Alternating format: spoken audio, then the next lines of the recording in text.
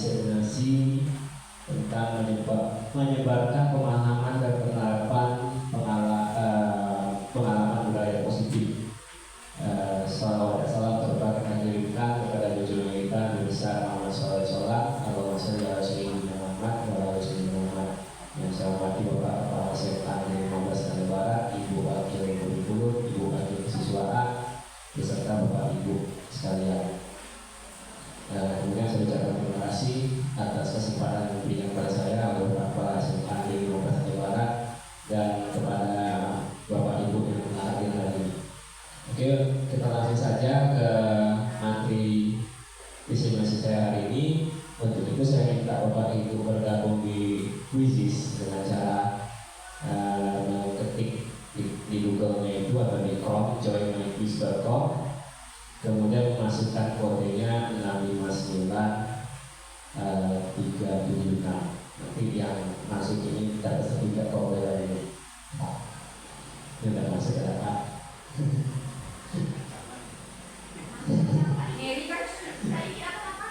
Sertifikat kode ini. Itu pakai Quizizz ya? Ya, dari myquiz.com. Kodenya 659 376.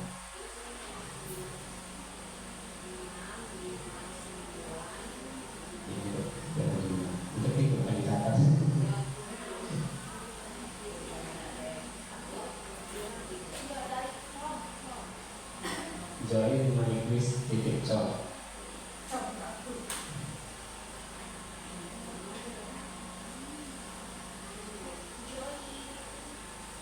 Aja mulai join di handphone masing-masing. Ya, ketik nama. Join myquiz.com itu yang di atas saya. Join myquiz.com. Nanti kalau udah masuk ketika kode ini masuk tidak dulu, tapi tanpa spasi. Ya, join myquiz.com, kemudian 659 376 nya tanpa spasi ada itu. Kalau dua yang beda. Gak apa lah nama masalah. Iya. Iya, nanti yang pakai bahasa Inggris soalnya. Nah, join myquiz.com masukkan kode ini. Ya.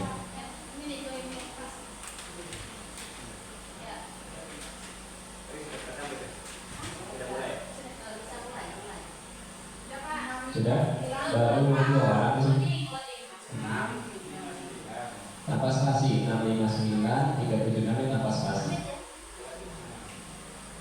659 langsung aja 376. Ya, salah tidak? Tidak pakai spasi ya. 659 langsung aja 376 nya, bisa pakai spasi. Ya, kalau kita mulai atau join nanti dimulai ke sini. Baru 3 yang masuk. Terserah nama panjang pendek. Kalau sama kita sendiri. Nama sendiri ya, jangan mau artis. Risma boleh juga gabung di setiap kamera.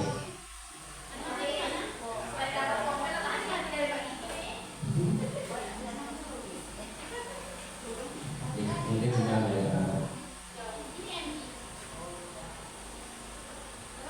Ayo sinyal entry ya. Apa bisa? Terputus sinyal.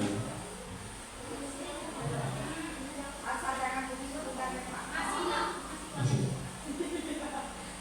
Kalau putus sinyal minta lagi dah. Ya, ini sinyal Gabung sama kita saya juga pakai. sudah Pak, ini pakai masker perbaikan.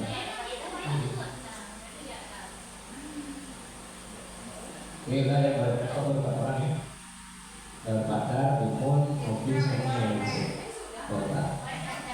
Sinyal saya tinggal di sini. Ya, ini sudah punya wifi dan ada usah.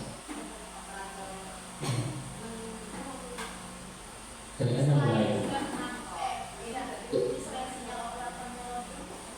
Kalau masih muter terus sampai 3 kali berarti ganti amalnya. bumi. Passwordnya. Kalau sama Telkomsel sama ya. Kan beda HP lagi. Iya. Nanti mau kita juga juga. Sudah 7 orang. Siapa nih? SS, Bukmon, Pak Dar, Bukmin, Bu Aida, Tanya, Novi. Kita semua ya, Bapak Ibu ya. Sudah ada masalah. Ini tak mulai ya Bapak Ibu ya. Ini sebenarnya bisa diterapkan kalau kita ngajar di kelas Bapak Ibu dengan bisnis tanpa kita harus pakai fokus pun bisa. Selama anak bawa handphonenya dan bisa di presentasi kita yang ada di laptop kita. Kita masuk step kedua. Nah ini materi yang akan coba saya sampaikan nanti tentang teori kontrol, makna disiplin, posisi kontrol guru, kesepakatan kelas dan segitiga restitusi.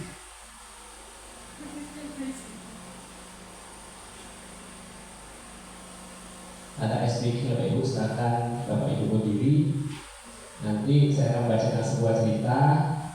Jika Bapak Ibu mendengar kata ayah, silakan berpakat badan ke kiri. Jika mendengar kata ibu, silakan berpakat ke kanan. Jika mendengar kata kakak, berpakat ke depan. Dan jika mendengar kata adik, berpakat ke belakang. Paham Bapak Ibu? Ingatnya kan konsentrasi.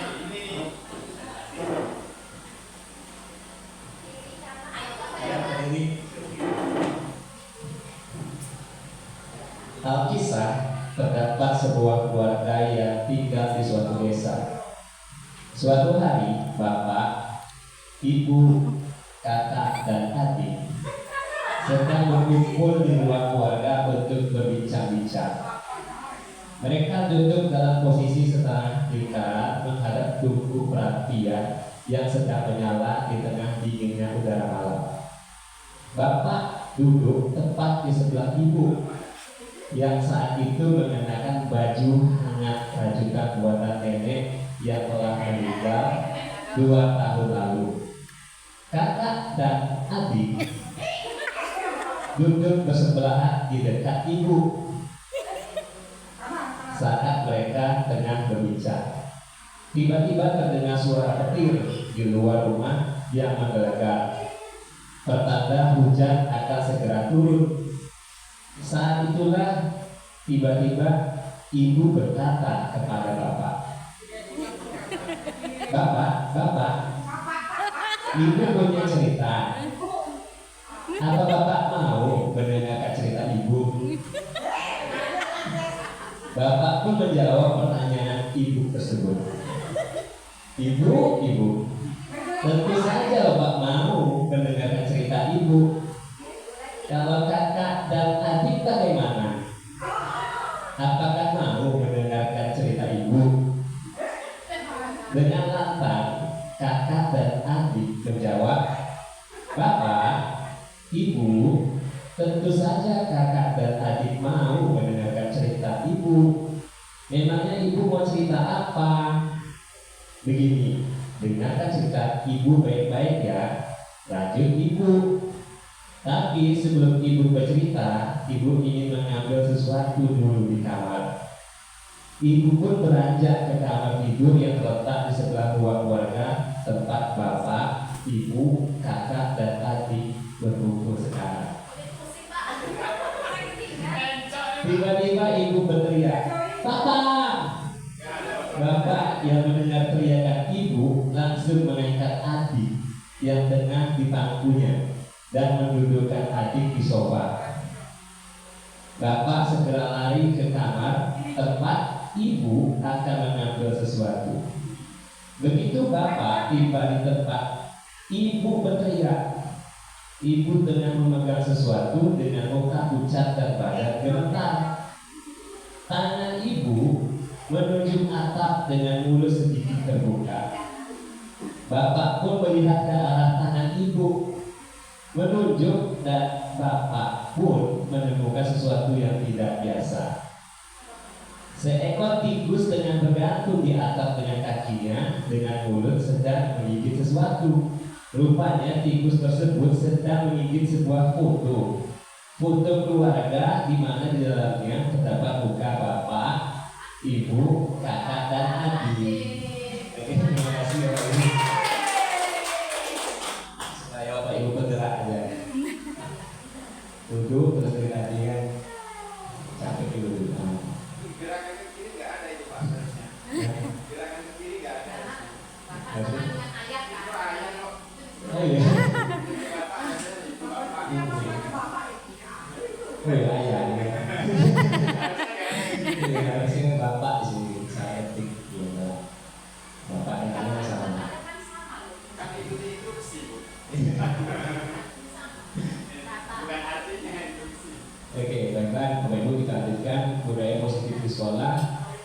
Budaya positif di sekolah yaitu nilai-nilai dan kebiasaan-kebiasaan di sekolah yang berpihak pada peserta didik agar mereka dapat berkembang menjadi pribadi yang kritis, penuh hormat dan bertanggung jawab. Jadi kita di sekolah ini apapun budayanya harus berpihak pada peserta didik.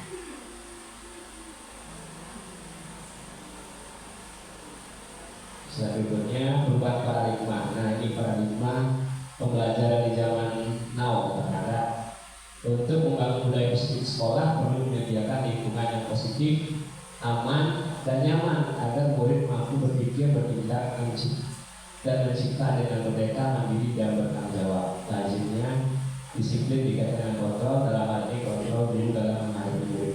Jadi kalau dulu itu sekolah terkesan tidak nyaman, dikit-dikit dulu main buku, dikit-dikit main push up. Kalau zaman dulu kita salah dipukul tangannya bisa lihat. Kalau baju panjang dulu zaman sekolah itu baju luar dimarahin atau dicubit sama guru. Nah itu paradigma pembelajaran di zaman sekarang. Zaman dulu, kalau di zaman sekarang bagaimana kita membuat lingkungan yang positif, aman dan nyaman. Jadi tidak nyaman lagi kita untuk menghukum anak sebenarnya. Kalau di paradigma pembelajaran zaman sekarang. Nah, menurut Ki Hajar Dewantara, itu Ki Hajar Dewantara bahwa tujuan pendidikan yaitu menuntut segala kodrat yang ada pada anak agar mereka dapat mencapai keselamatan dan kebahagiaan yang setinggi-tingginya, baik sebagai manusia maupun sebagai anggota masyarakat. Oleh sebab itu, pendidik itu hanya dapat menuntut tubuh dan hidupnya kekuatan kodrat yang ada pada anak agar dapat memperbaiki lakunya, bukan dasar hidupnya dan tumbuhnya kodrat anak-anak. Itu tugas kita untuk menuntut tumbuh dan hidupnya kekuatan kodrat itu. Itu punya kodratnya masing-masing. Kita hanya menyediakan sebagai tempat untuk tumbuh dan hidupnya kekuatan tersebut.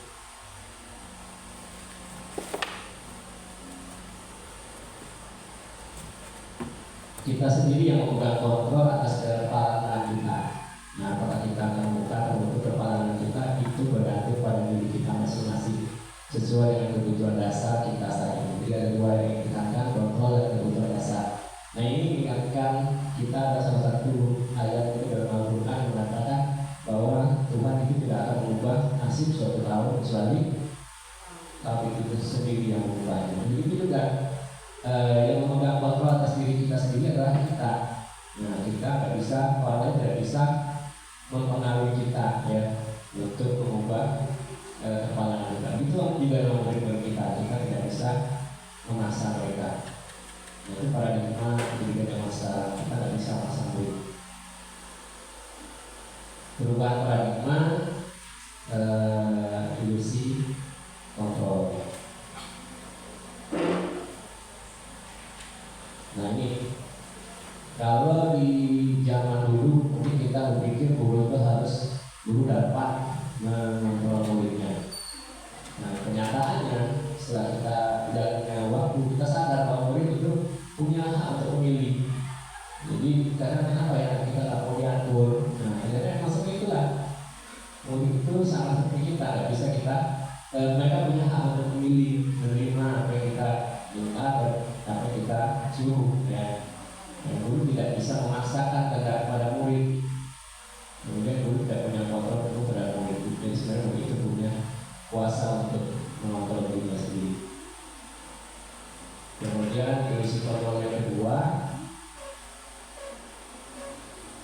semua menunjukkan perbuatan positif, efektif, dan bermanfaat. Nah, kita kira dengan membujuk anak, kita ini misalnya kan, nanti kalau kamu juara kelas ada hadiah ini loh. Nah, itu sebenarnya tidak efektif. Bujukan adalah satu bentuk kontrol. Nah, murid punya hak untuk menolak rujukan. Ada juga yang tak mau, Pak, tertarik saya berbeda, walaupun dikasih hadiah apapun untuk juara kelas misalnya. Murid bisa tergantung pada pendapat dan rujukan kita.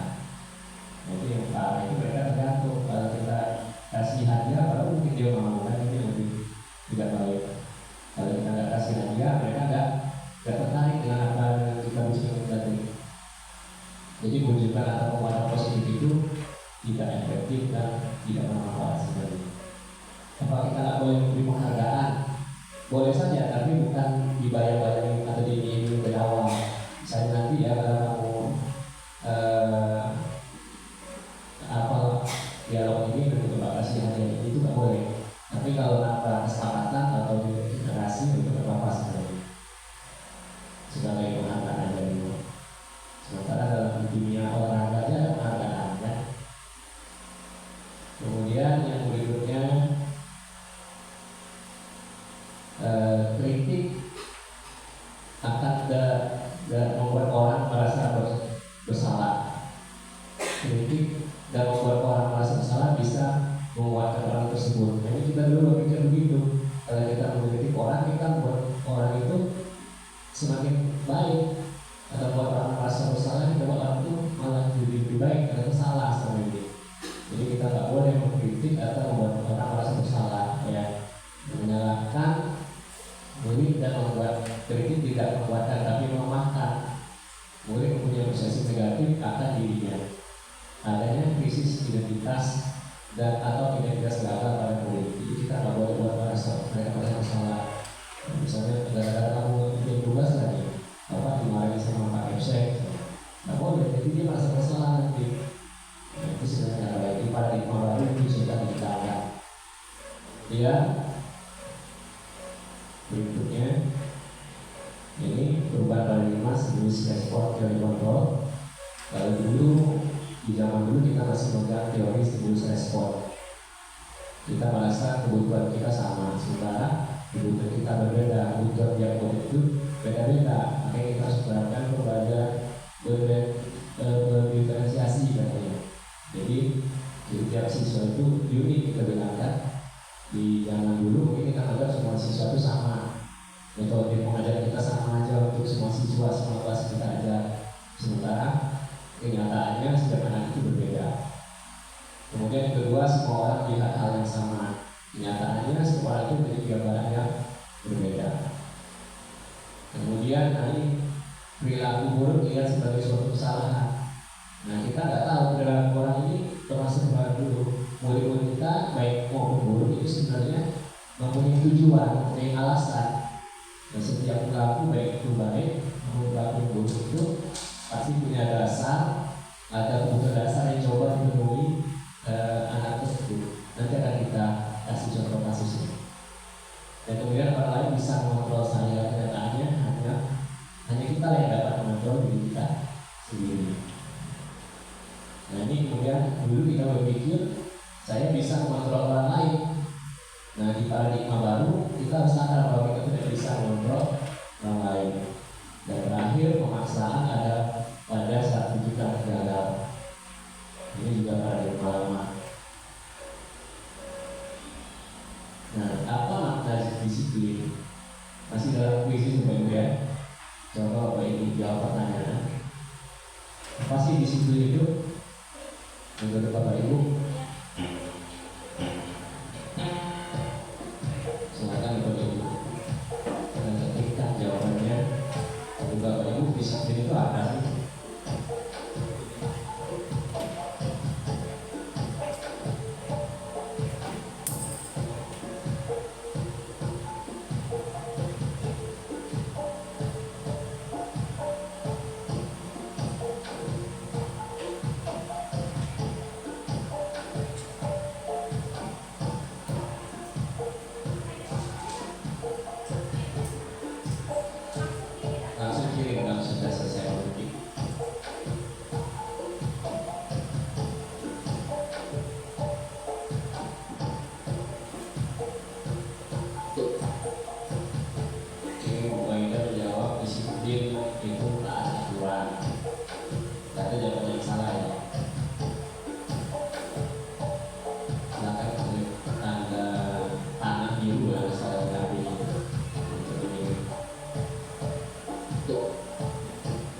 disiplin melakukan suatu dengan terima dan aturan yang berlaku. Oke. Memahami dan bertindak sesuai dengan aturan yang disepakati, sikap dan perasaan patuh dan taat. SSSS. Jadi orang ini menjawab pada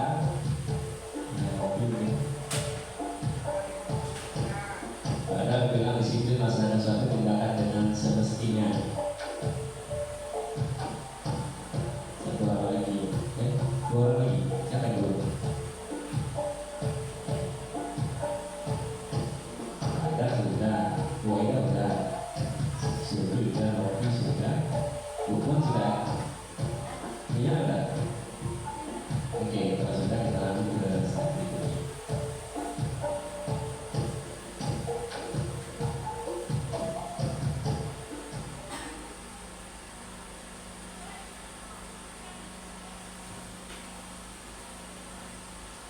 Oke, sebelum kita membahas apa itu disiplin, mari kita simak dulu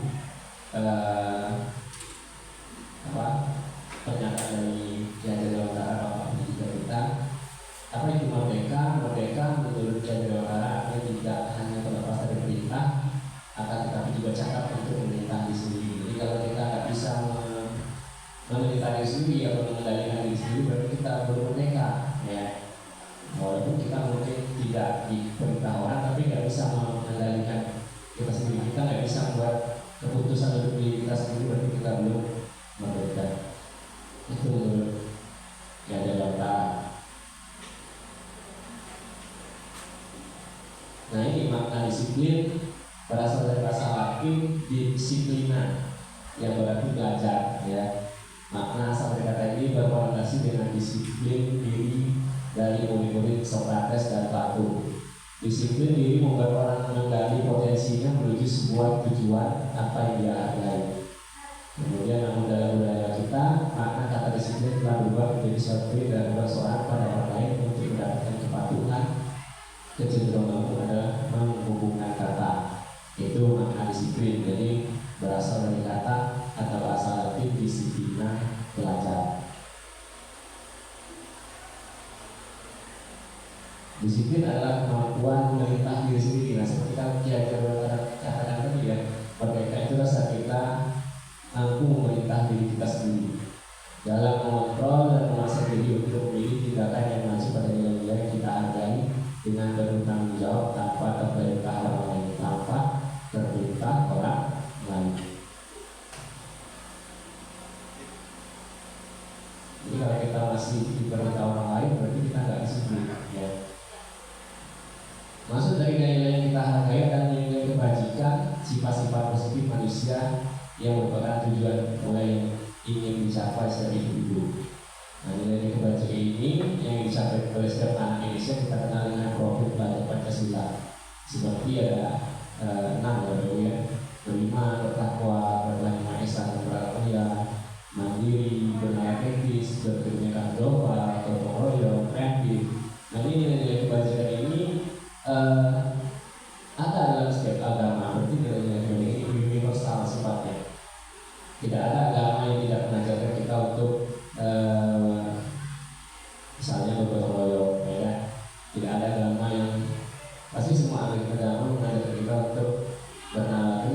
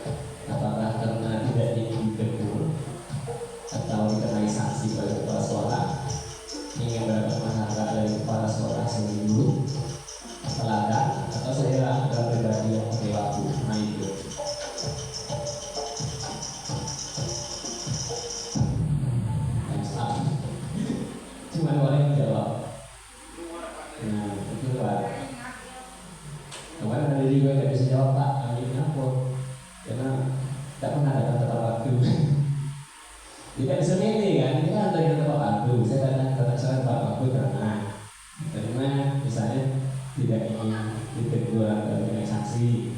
Tidak bisa jawab karena tidak ada tiga di antara itu jawabannya. Karena tidak pernah dapat waktu. Jadi susah. Ya. Oke, jadi 1 dan 2 tadi kalau kita lihat itu disebut dengan motivasi. Pasti kan motivasi eksternal ya. Kita melakukan sesuatu karena misalnya ingin menghindari hukuman atau mendapatkan penghargaan ya. Sementara yang ketiga adalah motivasi internal. Jadi anak kita juga pada umumnya seperti itu. Ada beberapa anak yang belajar masuk guru ya. Mungkin karena ingin mendapatkan pujian dari gurunya atau mendapatkan pujian dari orang tuanya. Nah, kemudian ada anak yang untuk menghindari hukuman, takut dimarahi sama orang tuanya kalau ini jelek ya. Jadi ada berbagai motivasi anak kita itu. Kebutuhan dasarnya apa kita harus ketahui juga. Jadi setiap perbuatan itu baik yang baik maupun yang buruk pasti punya alasan, yaitu ada kebutuhan dasar yang coba dipenuhi oleh anak tadi. Ya, nanti kita akan belajar apa sih kebutuhan dasar yang melatar belakangi anak-anak kita berperilaku demikian di sekolah misalnya.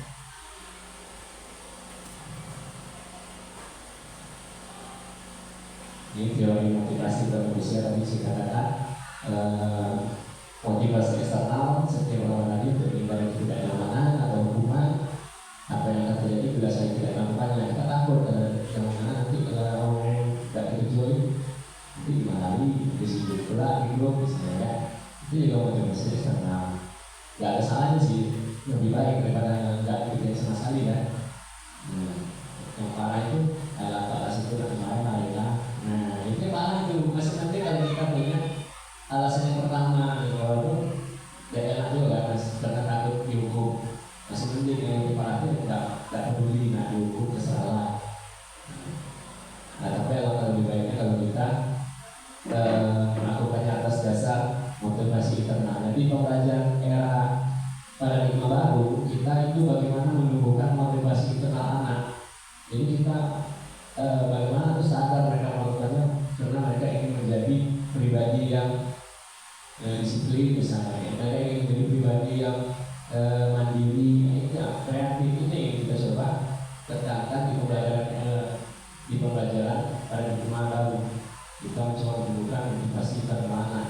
Jadi jangan kita takut di anak dengan hukuman-hukuman, kemudian jangan kita ini anak dengan hadiah. Nah, lebih baik kita tumbuhkan motivasi internal anak tadi. Berikutnya ini kebutuhan dasar manusia itu ada 5. Kebutuhan untuk bertahan hidup, survival ya, cinta kasih sayang, belonging, kebebasan, freedom, kesenangan fun, dan kepuasan awal. Jadi setiap perilaku anak dan anak kita pun seperti itu ya, melakukan sesuatu karena ada kebutuhan dasar yang kita penuhi. Bukan hanya perilaku yang negatif, perilaku positif juga ada yang demikian. Misalnya ada anak itu di sekolah rajin ya, pengen dapat nilai yang baik, karena kalau dia baik dia disayang sama orang tuanya, berarti ada kebutuhan cinta kasih sayang yang coba dia penuhi. Atau juga ada anak yang rajin ke sekolah, karena kalau di rumah males disuruh-suruh sama orang tuanya, berarti dia cuma punya kebutuhan dasarnya yang berbeda kebebasan, jadi terlepas dari rumah. Jadi dia rajin ke sekolahnya, mungkin kita temukan beberapa anak itu rajin ke sekolah, tapi nggak pernah bikin tugas. Datang di sekolah, sekedar ngumpul, main sama kawan balik. Nah, ini mungkin dia mencari kebebasan, jadi tetap bertahan di rumah. Ada juga yang motivasinya rajin belajar karena supaya dapat dipuji sama orang tuanya, misalnya kekuasaan. Kemudian berikutnya ini ada contoh kasus Ibu Ani, guru kelas 5 SD Pelita Hati sedang merenung menghadapi pula salah satu murid kelasnya Agus. Beberapa anak telah datang dan mengeluhkan Agus yang sekali meminta bekal makan siang mereka dengan paksa. Jika Anda menghadapi situasi seperti Ibu Ani, apa yang Anda lakukan? Menurut Anda kira-kira apa alasan Agus melakukannya? Kira-kira Anda dapat coba membantu menjawab pertanyaan. Bisa aja langsung bisa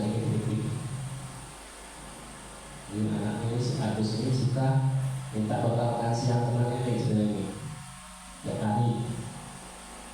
Ada yang bisa menjawab kira-kira apa alasan harus dilakukannya dan apa yang harus dilakukan Ibu Ani?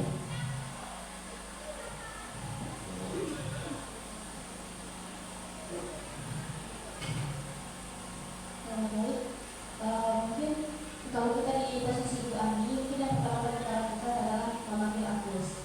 Jadi kalau kita hanya menganggap dari laporan anak, maka kita tidak bisa menilai satu hal dari satu sisi. Jadi kita panggil Agus, bisa jadi mungkin Agus ini melakukan hal seperti itu mungkin karena di rumahnya tidak tercukupi mungkin atau dia tidak membawa bekal karena tidak ada yang menyiapkan. Jadi kita panggil dulu Agusnya, kemudian kita tanyakan kira-kira apa alasan Agus untuk melakukan tersebut. Nah, kemudian baru kita tahu apa yang akan kita lakukan untuk penyelesaian permasalahan tersebut. Ini atas jawabannya dipanggil dulu Agusnya biar tahu apa penyebab dia melakukan hal tersebut. Kan kita tidak tahu kan apa alasannya kan? Benar juga, tidak bisa kita mengatakan mereka. Kemudian, nah ini jawabannya. Jika jawaban Agus karena dia lapar dan orang tua tidak membawakan bekal makan siang, berarti kebutuhannya yang sebagai berbeda adalah kebutuhan bertahan hidup. Namun jika jawaban Agus karena senang temannya memperhatikan dia, berarti dia cuma memenuhi kebutuhan dasar itu cinta dan kasih sayang. Dan jika dia merasa hebat, alasannya karena temannya jadi patuh dengan dia, berarti dia kebutuhan dasar coba benar adalah penguasaan. Jadi setiap pelaku itu punya alasan dan kebutuhan dasarnya coba dipenuhi. Ya, misalnya dia merasa bosan dan makan dua kali itu aja, berarti dia coba memenuhi kebutuhan dasarnya berupa kebebasan untuk memiliki. Mungkin tidak ada pilihan itu terus dikasih maknya bawa bekal tahu BP ada kebebasan sendiri. Jadi itu alasannya. Kemudian kita lanjut dengan pertanyaan. Silakan Bapak Ibu jawab.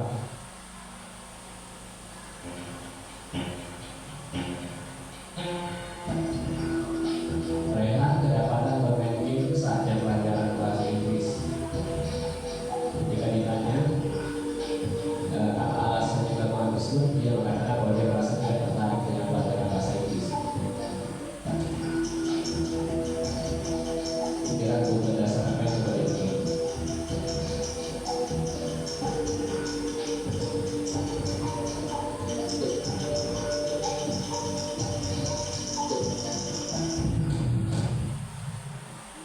Iya.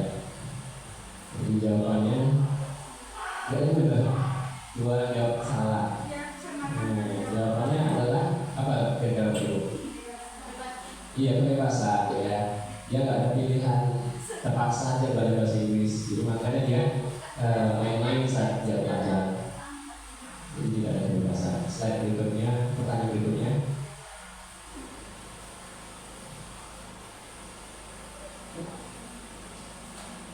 Ini sinyal. Pak Ustaz Muncul diambil Pak Ibu.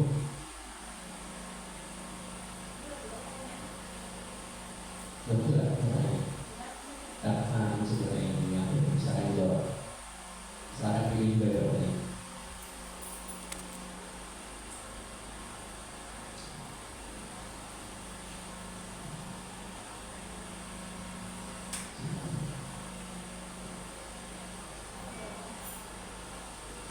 Bagaimana kalau pakai tulisan buat sinyal?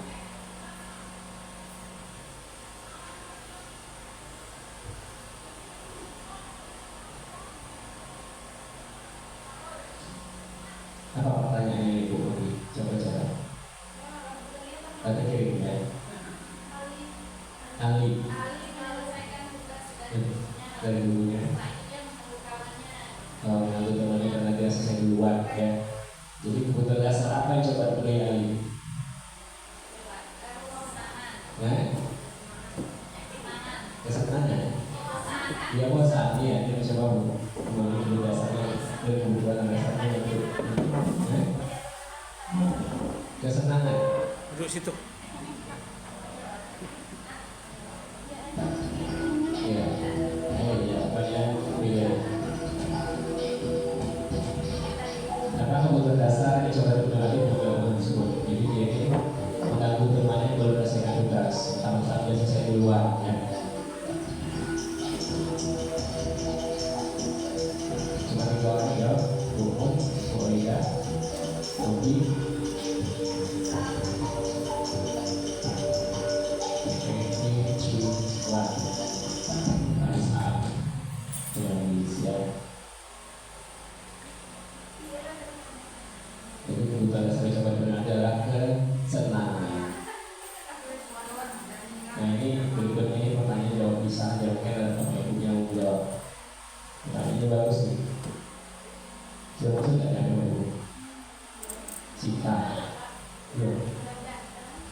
cinta.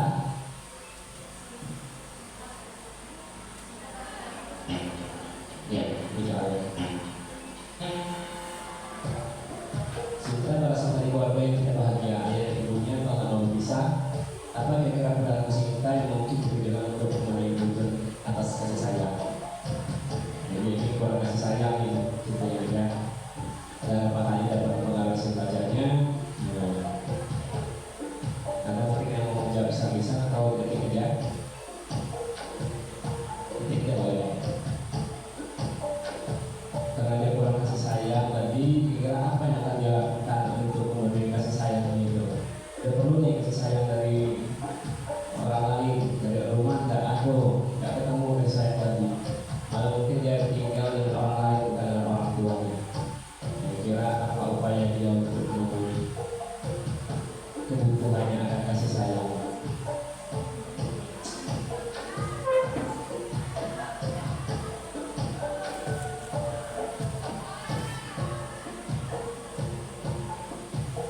Dijawab langsung aja.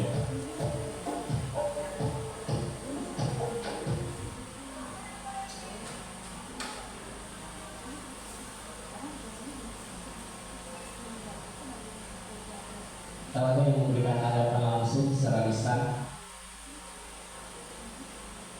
tanpa harus mengetik di handphonenya.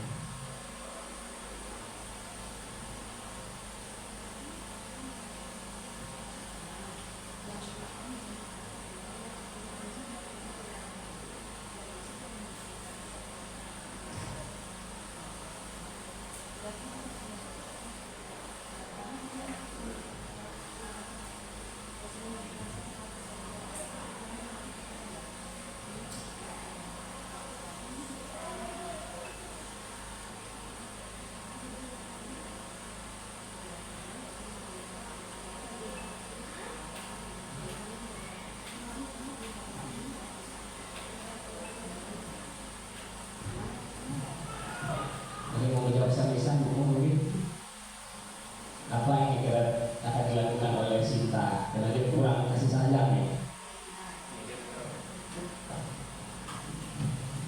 Kalau menurut saya ini biasanya kalau anak-anak berusia segini untuk cara kasih sayang ini mereka bisa mencari kasih sayang dari teman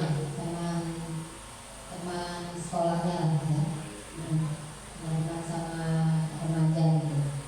Kemudian apakah hal ini dapat mempengaruhi hasil belajarnya? Ya ada yang positifnya dan juga yang tidak, tergantung siapa orang yang dia jadikan untuk mendapatkan kasih sayang. Kalau dia mendapatkan orang yang tepat mungkin akan berpengaruh positif, tapi kalau dia mendapatkan dari orang yang tidak benar mungkin hasilnya akan negatif mungkin.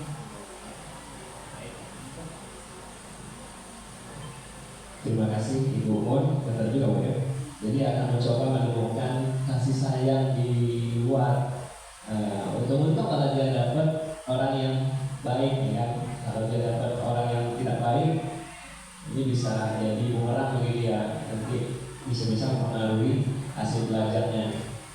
Jadi ini mungkin kalau beberapa anak kita mungkin dia berpacaran di sekolah, bisa jadi itu alasannya ya. Karena dia membutuhkan kasih sayang. Kasih sayang dari keluarga nggak ketemu, coba cari di luar. Ya, makanya kita jadi keluarga semoga utuh dengan anak kita pun tidak mencoba mencari kasih sayang yang ada di luar. Kita mencinya ini. Pertanyaan terakhir dari 2003 sehubungan dengan kebutuhan dasar manusia.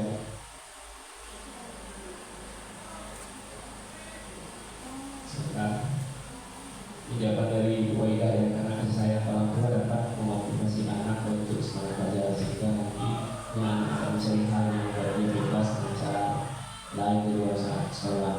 Ini lebih baik lagi dia mencari kasih sayangnya di luar sekolah, ketemu orang-orang yang tidak baik biasanya di luar sekolah ya.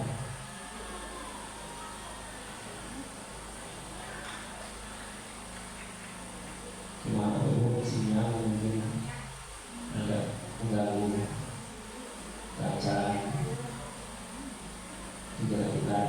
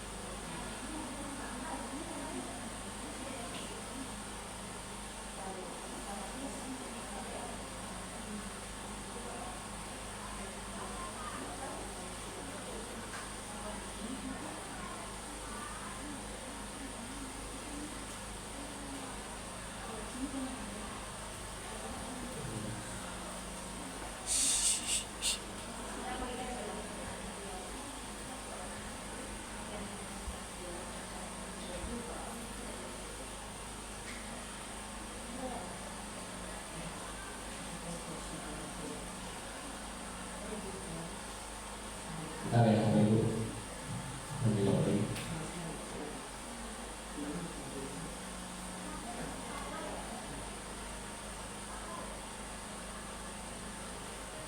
Ya itu tadi jawabannya.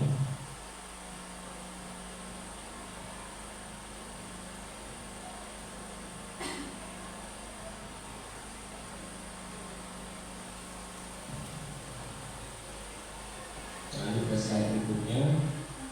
Kita alasnya lagi.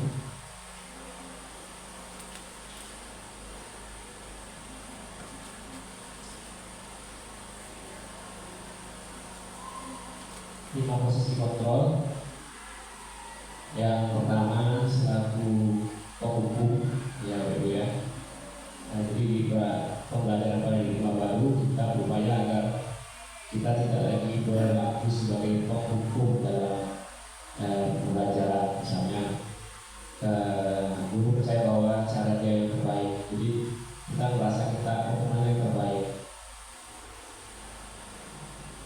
Oke, misalnya kamu sangat terus kita bilang ke siswa nggak boleh, sudah kasih kamu yang terlambat. Kemudian yang kedua, posisi kontrol yang kedua adalah sebagai pembuat rasa bersalah. Ini juga nggak bagus. Misalnya kita bilang ibu sangat kecewa dengan kamu. Nah, jadi dia merasa bersalah. Berapa kali ya Bapak harus memberitahu kamu itu nggak boleh. Kemudian yang ketiga, posisi kontrol yang ketiga sebagai teman dia nggak begitu bagus ya. Cenderung anak itu agak remeh nanti ya. Nah, dia belajar dia belajar ya. Bapak saya sudah dari itu tidak apa-apa, dimaafkan. Nah, nanti Bapak bantu bereskan samping yang bagus. Yang kemudian posisi kontrol berikutnya adalah sebagai yang pemantau. Ini kita cenderung memberikan sanksi atas apa yang dilakukan siswa. Nah, misalnya peraturan ini apa? Kan sudah dibilang ini nggak pakai sepatu dulu, nggak boleh pakai sepatu putih. Apa sanksinya? Nah itu sebagai pemantau. Jadi kita selalu menghubungkan pelanggaran yang dilakukan anak itu dengan sanksi yang akan mereka peroleh. Ya. Sementara di pembelajaran paradigma baru kita itu diharapkan menjadi manajer dalam pembelajaran. Jadi kalau anak melakukan kesalahan, ya, itu upaya untuk menebusan kesalahan itu harus berasal dari anak. Nah, kita harus menanyakan keyakinan apa yang dia langgar atau kesalahan kamu ini tidak sesuai dengan keyakinan kelas kita yang mana. Kemudian kita tanya juga apa upaya kamu untuk memperbaiki, apa rencana kamu untuk memperbaiki ini. Jadi bukan kita yang menghukum atau memberikan sanksi, anak itu yang harus berinisiatif sendiri untuk menemukan cara untuk menyelesaikan permasalahan yang dibuat. Kemudian kita pelajari membuat kesepakatan kelas sekilas.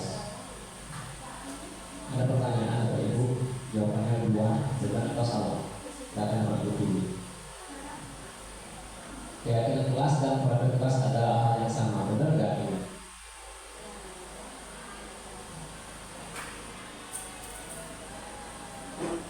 Apakah peraturan dan keyakinan kelas itu dua hal yang sama?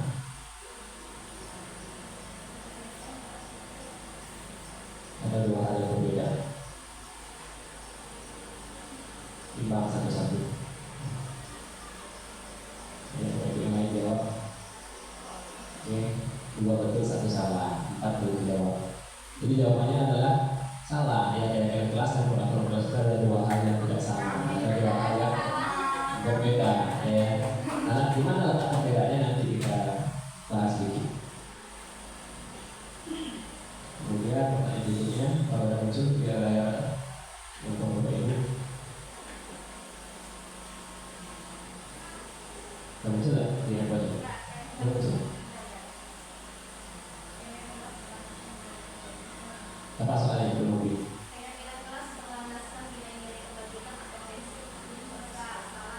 Nah, salah betul. Keyakinan kelas berlandaskan nilai kebajikan atau prinsip universal. Salah atau benar? Salah atau betul?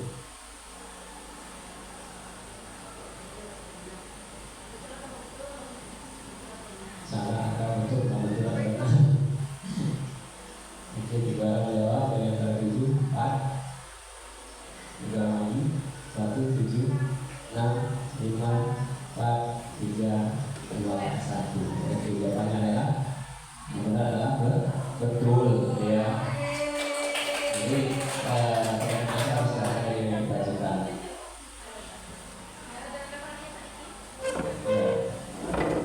Ya, berarti motivasinya eksternal sih.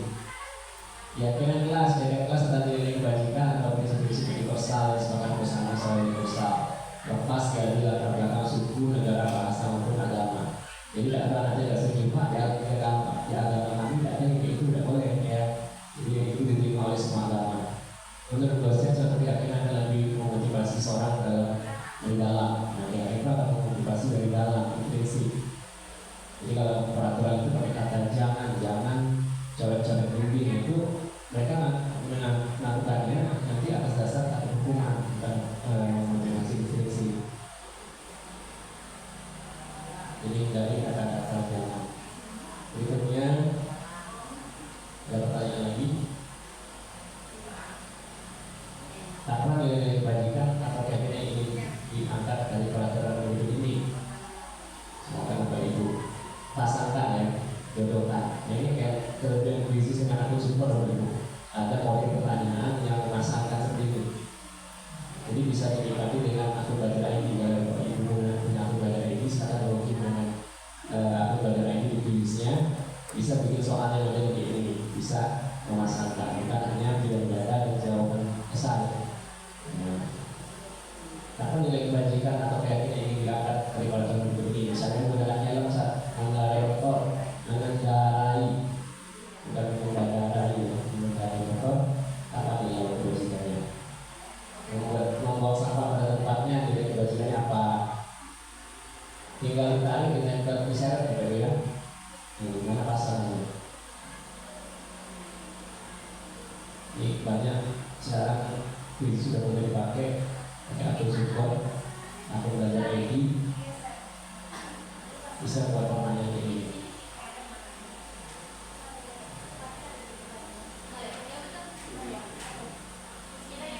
Iya, tinggal ditarik itu bagaimana pasangnya.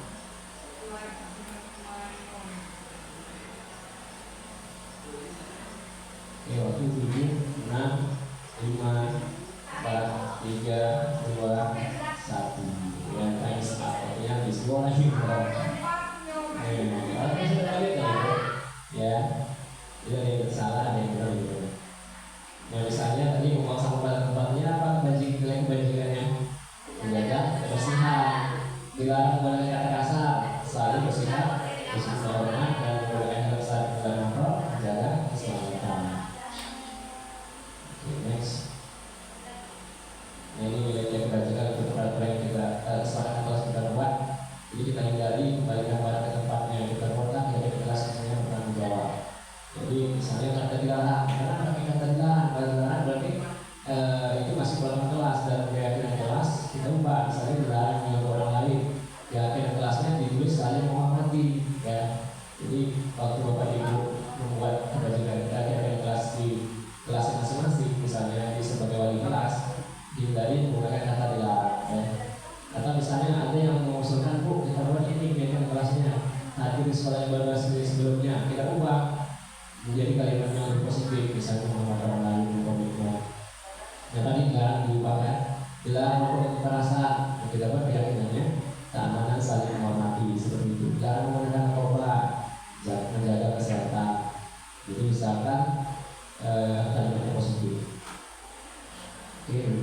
Bapak Ibu.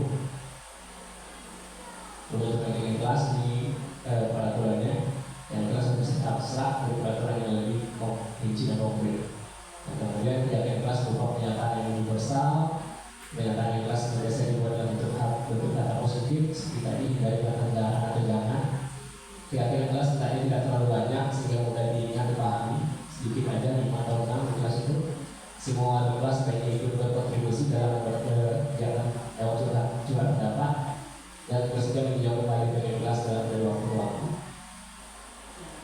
Berikutnya,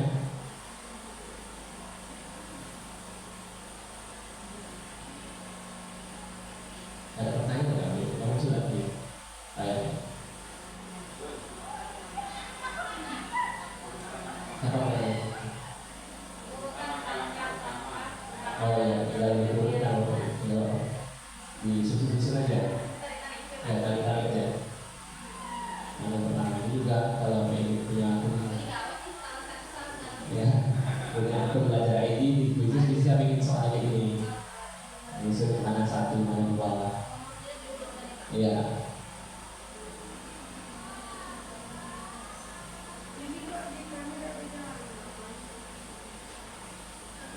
Itu perlu lebar biru. Kalau aku saya punya saya kira cukup panjang lah jawab. Ayo semangat. 1/3 lagi. Ya. Tinggal Bisa nangsa. kopi.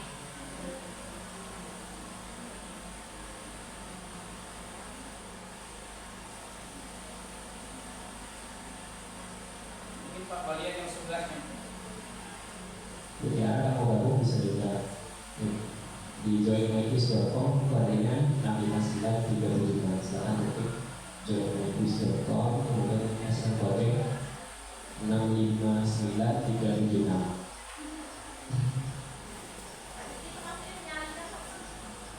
Ya, ini ada mengumpulkan saya 3, 2, 1. Tidak ada yang benar. Ini kesalahannya. Oke, nanti kita lihat jawaban yang benar. Urutannya. Nah, ini urutannya. Oke, itulah selesai. Maka yang terakhir seperti garis diskusi yaitu proses menciptakan kondisi bagi murid untuk memperbaiki kesalahan mereka sehingga mereka bisa kembali pada kelompok mereka dengan karakter yang lebih kuat. Jadi kita memperbaiki kesalahan murid yang sehingga bisa mereka kembali ke kelompok mereka merasa lebih baik. Kelompok murid jadi memiliki tujuan disiplin serta melindungi dirinya setelah berbuat salah, membantu murid untuk jujur pada dirinya sendiri dan mengevaluasi dampak kesalahan yang dilakukan dan memberikan penawaran bukan paksaan. Beda dengan hukuman itu cenderung bersifat paksaan. Kalau dilakuin awas ya hukuman. Itu paradigma baru kita diharapkan menerapkan segitiga restitusi ini kita harus mengambil posisi kontrol sebagai manajer kemudian menerapkan segitiga restitusi dalam menyelesaikan permasalahan anak. Ada 3 tahap dalam penerapan segitiga restitusi. Pertama menstabilkan identitas. Jadi kalau anak bermasalah kayak tadi kita dipanggil dulu, ya. Setelah dipanggil kita mencoba menstabilkan identitasnya, kita coba tenangi dulu, ya. Misalnya kita bilang kamu bukan satu-satunya yang pernah melakukan ini kok. Nah, misalnya bapak juga pernah melakukan itu, tapi jangan jujur pula. Misalnya bapak juga pernah merokok, gitu. Misalnya teman-teman bapak juga dulu waktu sekolah sering merokok. Itu menstabilkan identitas. Kemudian memvalidasi tindakan salah. Misalnya kamu melakukannya pasti dengan alasan tertentu. Apa alasanmu? Kenapa kamu berlaku demikian? Kemudian yang terakhir adalah menanyakan keyakinan. Menurut kamu keyakinan perbuatan kamu ini melanggar keyakinan kelas kita nggak? Misalnya, kira-kira keyakinan kelas mana yang telah kamu tidak sesuai dengan tindakanmu ini? Kemudian kamu ingin menjadi orang seperti apa? Dan yang paling penting ada pertanyaan seperti ini ya Pak Ibu. Kira-kira apa upaya kamu untuk memperbaiki kesalahan ini? Jangan sampai kita yang menawarkan solusi biar anak-anak itu yang mencari solusi sendiri atas kesalahannya. Misalnya kita nanti contoh videonya ada contoh video tentang anak yang melakukan kesalahan. Kita tonton satu video dalam cepat. Contoh video berikut tentang kasus anak yang ditemukan merokok saat di luar bandara. Mungkin Bapak Ibu juga sering nonton. Di sini videonya saya meminta beberapa sosialita untuk berperan.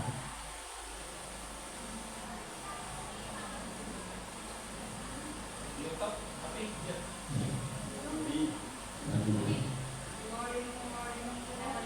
Harusnya Ya, harus sini kuat mengenai di sini.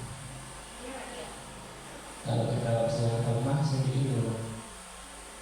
Atau sebenarnya yang lain, misalnya kelas poli itu kalau berbayar, bikin pertanyaan semuanya. Kalau krisis bebas gitu. Berapa banyak pertanyaan kan? Oke, kalau kita skip. skip. Ya, nah,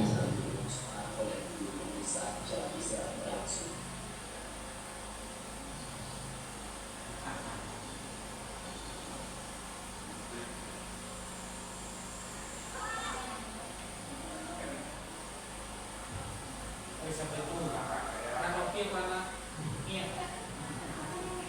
mungkin kalau ada yang nonton mungkin saya karena saya sedang video kelasnya. Dan ada lucu ya. Nah itu juga. Nah, situ pengarahannya reaksi otak. Jadi anak dari Nah, jadi dia kedapatan merokok bisa jam pelajaran yang istirahat. Dan alasannya karena dia kadang merokok itu mulutnya terasa asam katanya. Nah kira-kira ya kira-kira kebutuhan dasar apa yang coba dunia dia ini? ya di Bapak. Waduh, merokok. Ya sudah. Ya, Anda tahu saya tahu. Ya, saya tahu Pak. Saya tahu. Kan saya share lagi di jadi dia ini melakukan kesalahan karena merokok karena mulutnya masuk pada rokok katanya. Jadi kebutuhan dasar yang coba dipenuhi apa yang berpikiran? Tadi kesalahan itu sesuatu yang wajar. Kalau beberapa orang merokok untuk menghilangkan anak mereka. Nah itu namanya menstabilitas ya. Nah kesalahan hal yang wajar beberapa orang merokok untuk menghilangkan anak mereka. Tapi apakah menurutmu merokok itu baik? Ya tidak tahu. Terus kenapa kamu merokok? Nah, terus kenapa kamu merokok itu memvalidasi kesalahan, memvalidasi kesalahan tentang kesalahan. Kalau misalnya sudah asam atau kemudian juga enggak lama gitu kalau merokok. Sepertinya kamu perlu menemukan cara untuk menghentikan kebiasaan tadi. Terus cara kamu belajarnya satu sendiri. Menurutmu apakah kebiasaan ini sesuai dengan keyakinan kelas kita? Nah itu bentuk tahapan menanyakan keyakinan kelas. Ya nanti diteruskan. Jadi nanti setelah itu ditanyakan keyakinan kelas yang dilanggar apa, yang sesuai apa, dan terakhir apa upaya yang harus dilakukan untuk memperbaiki kesalahannya. Kita lanjut ke slide berikutnya. Ada refleksi terakhir Bapak Ibu yang silakan Bapak Ibu isi dengan pertanyaan. Apa yang Bapak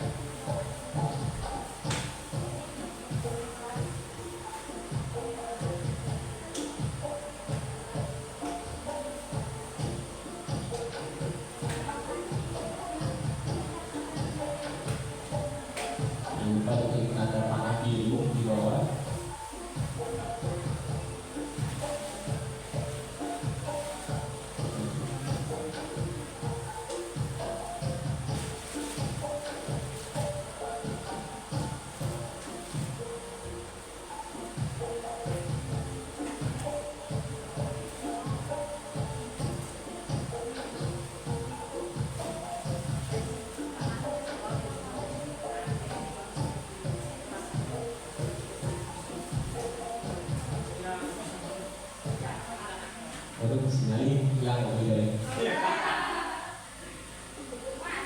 masih ini atas. Sekarang dua pertanyaan lagi ya Ibu PMS itu. Ya, lanjutnya adalah apa ya kalau masih perlu dilakukan itu.